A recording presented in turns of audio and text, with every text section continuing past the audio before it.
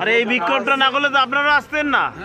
এই বিক্ষোভটা পরবর্তীতে আসলেন আপনারা না আসতেন সব জায়গাতেই যাবো না না এই যে প্রতিবাদটা হলো আপনার বিক্ষোভটা তো আমরা না করতাম সাধারণ লোক তাহলে আপনারা জানতেন আপনারা যাইনিও জানতেন না আপনাদের কথাটা প্রতিসংগত ঠিক আছে আমি বলছি না তো ঠিক আছে এখন আপনি বলতে রাস্তাটা ক্লিয়ার দিয়ে দেন রাস্তাটা ক্লিয়ার করে দেন কিন্তু আপনারা তো এই ব্যাপারটা প্রতিবাদ করছেন আগে করছিলেন কেন করেন নাই সরকারি আমরা তো করতে পারবো না কেন আপনারা জানেন না ব্যাপারটা কোথায় কি হচ্ছে না আপনি জানেন না এখন আজকে আমরা সাধারণ প্রতিবাদ করার পরে যে বিক্ষোভটা আপনি ছেড়ে দেন রাস্তা কি বন্ধ রাখা যায় না কিন্তু শোনেন বারবার এক কথাই বলছি এটা আইনত অপরাধ আছে অপরাধ আমরা জানি আপনারা- কিন্তু আমরা এই বিক্ষোভটা না হলে এই জিনিসটা হইতোই ঠিক না আছে আপনারা লিখিত আকারে জানান ভিডিও সাহেব আসছে তো হ্যাঁ ভিডিও সাহেব ভিডিও সাহেব আসুক, ভিডিও আসুক, তারপর আমরা সব কিছু ফয়সালা করে দিব। না ভিডিও সাহেব আসুক, ভিডিও সাহেব তো বহুত দূর না, ভিডিও সাহেব আসুক, তারপর আমরা সাপ্লাই করে দিব। অবশ্যই ভিডিও সাহেব এসে যা বলবে আমরা একবারে মাথামতি করে নেব। এতদিন তোমরা কোথায় মাথায় ঘুমাইছিলেন?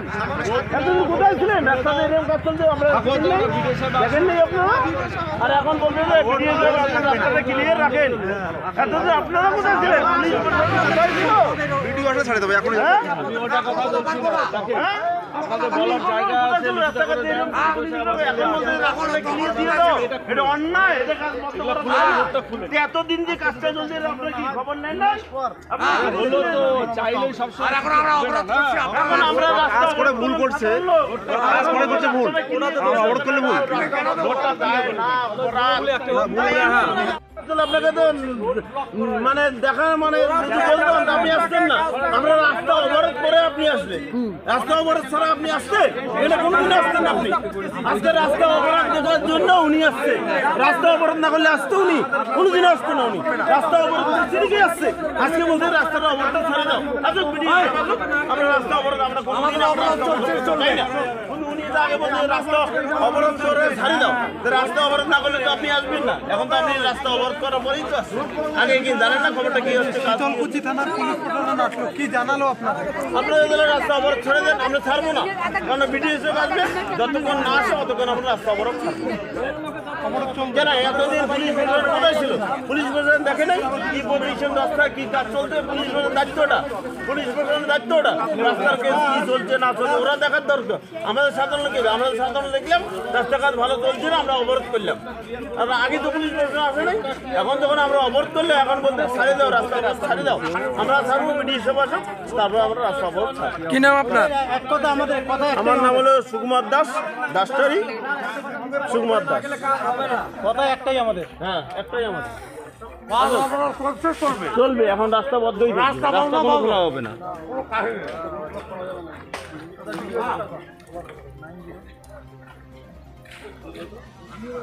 আমরা কার কাছে যাবো বলুন? এবার আমি ওই কথাটা বলছি